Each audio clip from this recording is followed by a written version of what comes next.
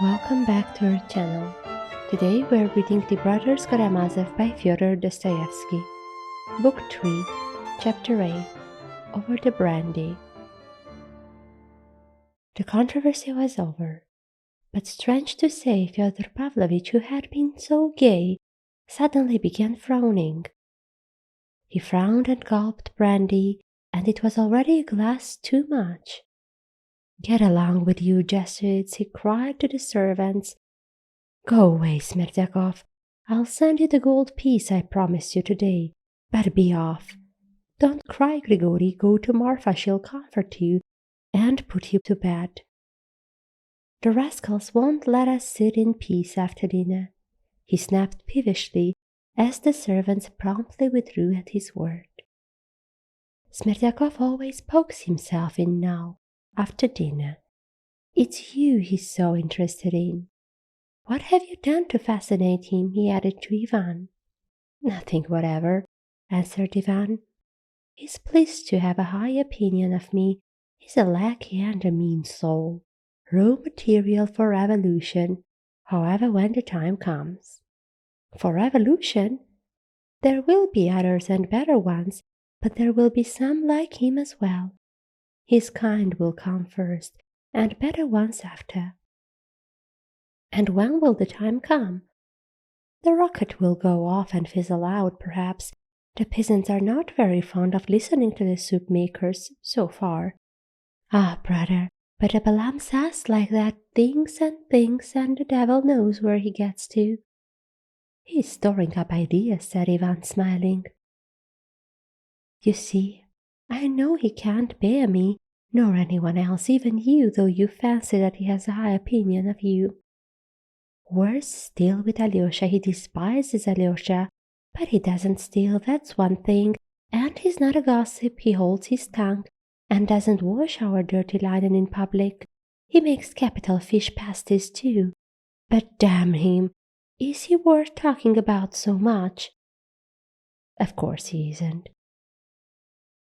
And as for the ideas he may be hatching, the Russian peasant, generally speaking, needs thrashing.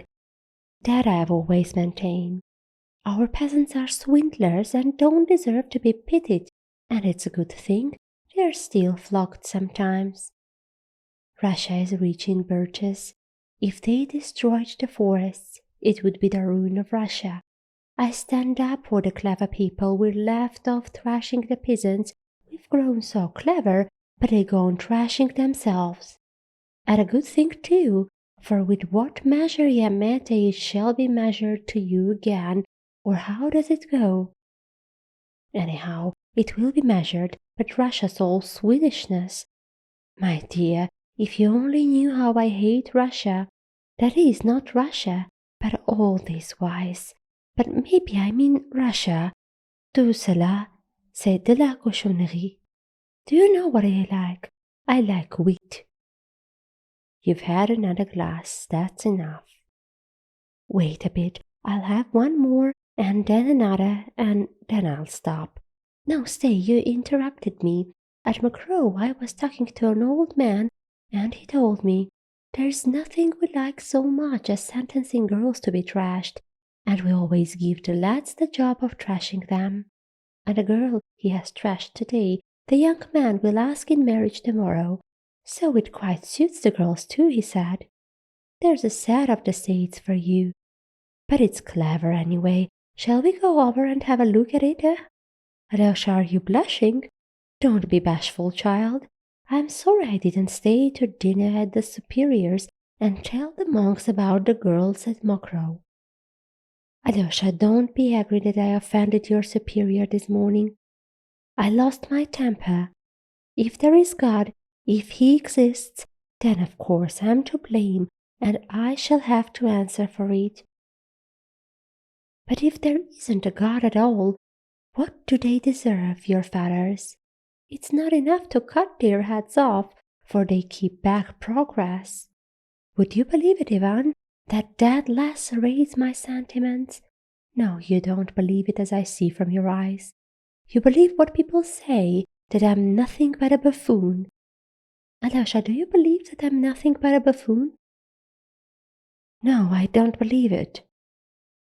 And I believe you don't, and that you speak the truth.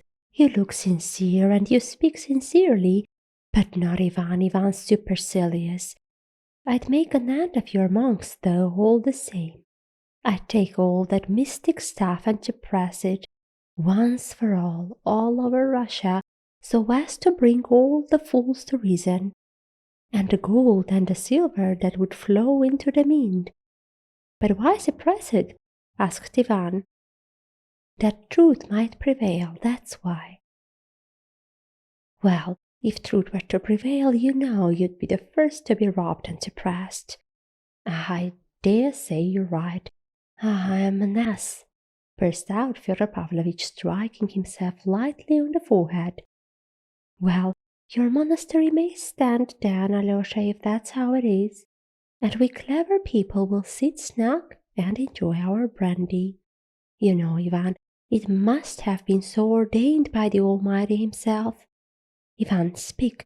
Is there a God or not? Stay, speak the truth, speak seriously. Why are you laughing again?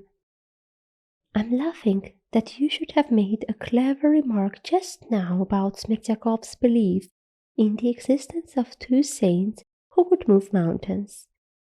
Why, am I like him now, then? Very much.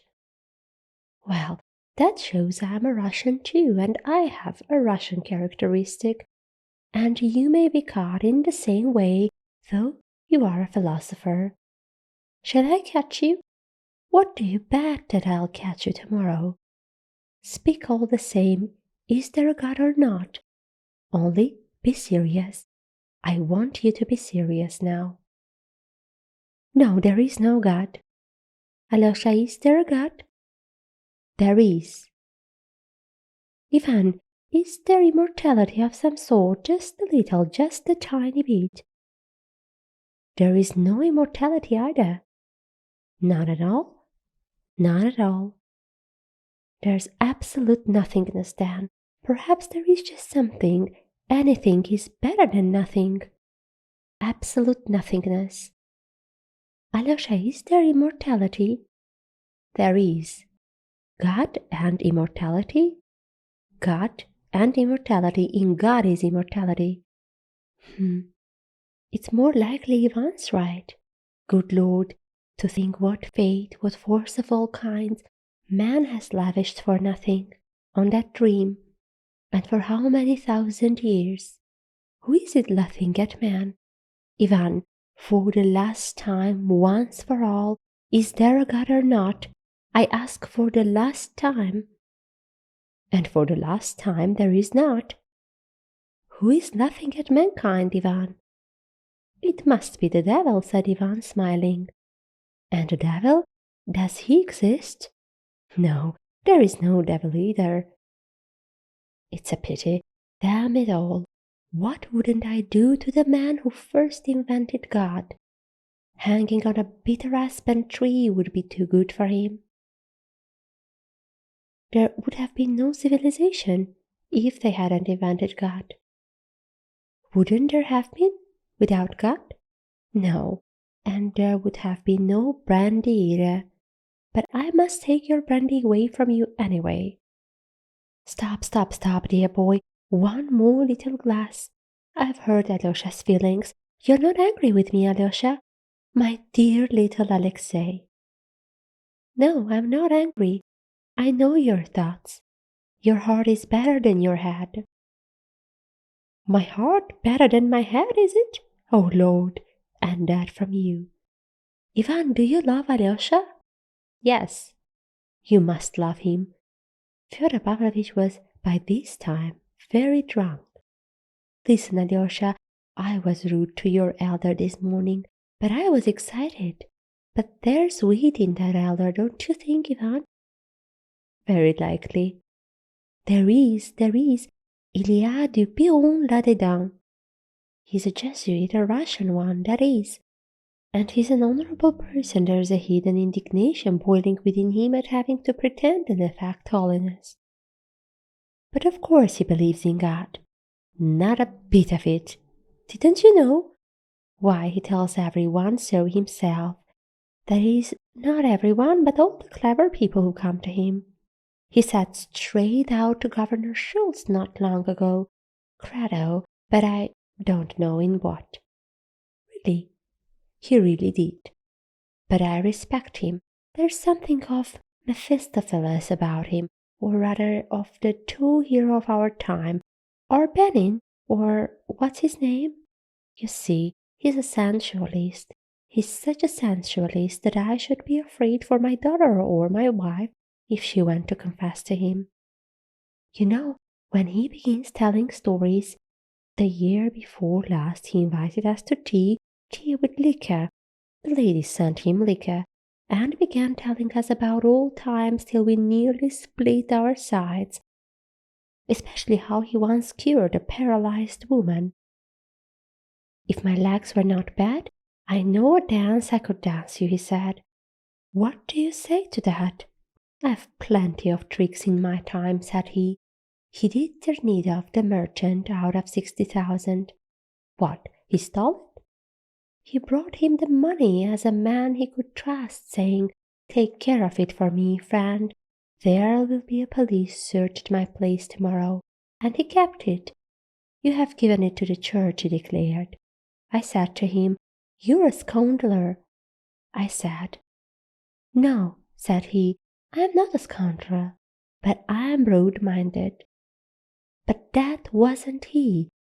That was someone else. I've muddled him with someone else, without noticing it. Come, another glass, and that's enough. Take away the bottle, Ivan. I've been telling lies. Why didn't you stop me, Ivan, and tell me I was lying? I knew you'd stop of yourself. That's a lie. You did it from spite, from simple spite against me. You despise me. You have come to me and despised me in my own house. Well, I'm going away. You've had too much brandy. I've begged you for Christ's sake to go to Chermashnya for a day or two, and you don't go. I'll go tomorrow if you're so set upon it. You won't go. You want to keep an eye on me. That's what you want, spiteful fellow. That's why you won't go. The old man persisted. He had reached that state of drunkenness when the drunkard who has till then been inoffensive tries to pick a quarrel and to assert himself. Why are you looking at me? Why do you look like that? Your eyes look at me and say, You ugly drunkard. Your eyes are mistrustful, they are contemptuous. You've come here with some design. Alyosha here looks at me and his eyes shine. Alyosha doesn't despise me. Alexei, you mustn't love Ivan. Don't be ill-tempered with my brother. Leave off attacking him, Alyosha said emphatically. Oh, all right. Oh, my head aches. Take away the brandy, Ivan. It's the third time I've told you. He mused, and suddenly a slow, cunning grin spread over his face. Don't be angry with a feeble old man, Ivan. I know you don't love me, but don't be angry all the same. You've nothing to love me for. You go to Chermashnya. I'll come to you myself and bring you a present. I'll show you a little wench there. I've had my eye on her a long time. She's still running about barefoot. Don't be afraid of barefooted wenches. Don't despise them, they are pearls. And he kissed his hand with a smack. To my thinking, he revived at once, seeming to grow sober the instant he touched on his favorite topic. To my thinking, ah, you boys, you children, little sucking pigs. To my thinking, I never thought a woman ugly in my life. That's been my rule. Can you understand that? How could you understand it? You've milk in your veins, not blood. You're not out of your shells yet. My rule has been that you can always find something devilishly interesting in every woman that you wouldn't find in any other. Only one must know how to find it. That's the point. That's a talent. To my mind, there are no ugly women. The very fact that she is a woman is half the battle. But how could you understand that? Even in view of fee, even in them you may discover something that makes you simply wonder that men have been such fools as to let them grow old without noticing them. Barefooted girls or unattractive ones you must take by surprise. Didn't you know that? You must sound them till they are fascinated, upset, ashamed that such a gentleman should fall in love with such a little slut. It's a jolly good thing that there always are and will be masters and slaves in the world, so there always will be a little maid of all work and her master, and you know, that's all that's needed for happiness. Stay, listen, Alyosha, I have always used to surprise your mother, but in a different way. I paid no attention to her at all, but all at once, when the minute came, I'd be all devotion to her, crawl on my knees, kiss her feet, and I always, I remember it as though it were today, reduced her to that tinkling, quiet, nervous, queer little laugh. It was peculiar to her. I knew her attacks always used to begin like that. The next day she would begin shrieking hysterically, and this little laugh was not a sign of delight, though it made a very good counterfeit. That's the great thing, to know how to take everyone. Once Bielawski, he was a handsome fellow and rich, used to like to come here and hang about her, suddenly gave me a slap in the face in her presence, and she, such a mild sheep, why I thought she would have knocked me down for that blow. How she sat on me! You're beaten now, she said. You've taken a blow from him. You've been trying to sell me to him, she said, and how dared he strike you in my presence? Don't dare come near me again, never, never.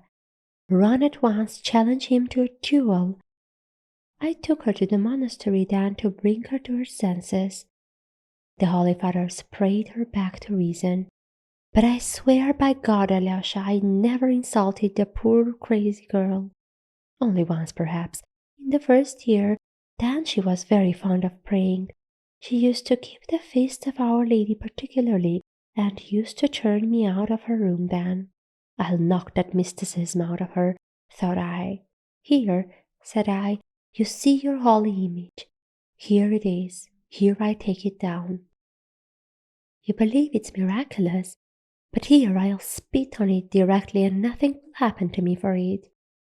When she saw it, good Lord, I thought she would kill me, but she only jumped up, wrung her hands, then suddenly hid her face in them, began trembling all over and fell on the floor. Fell, all of a heap.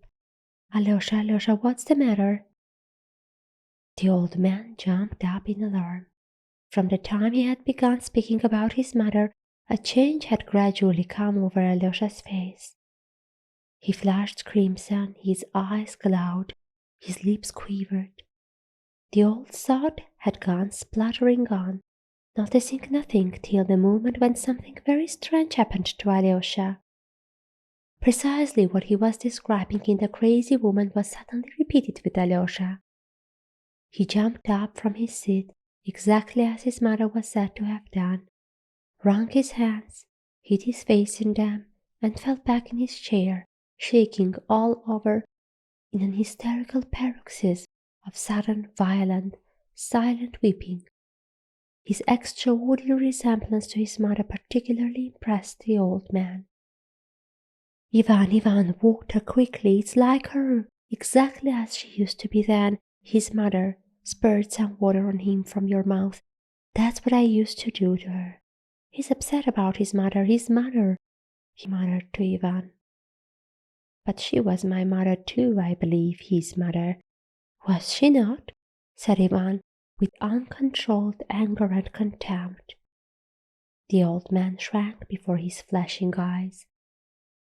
But something very strange had happened, though only for a second. It seemed really to have escaped the old man's mind that Alyosha's mother actually was the mother of Ivan too. Your mother, he muttered, not understanding. What do you mean? What mother are you talking about? Was she? Why, damn it, of course she was yours too. Damn it, my mind has never been so darkened before. Excuse me, why I was thinking Ivan. He stopped. A broad, drunken, half senseless grin overspread his face. At that moment, a fearful noise and clamor was heard in the hall. There were violent shouts, the door was flung open, and Dmitri burst into the room. The old man rushed to Ivan in terror. "He'll kill me! He'll kill me! Don't let him get at me!" he screamed, clinging to the skirt of Ivan's coat. This much for today. Stay tuned to our channel to see what happens next. Goodbye.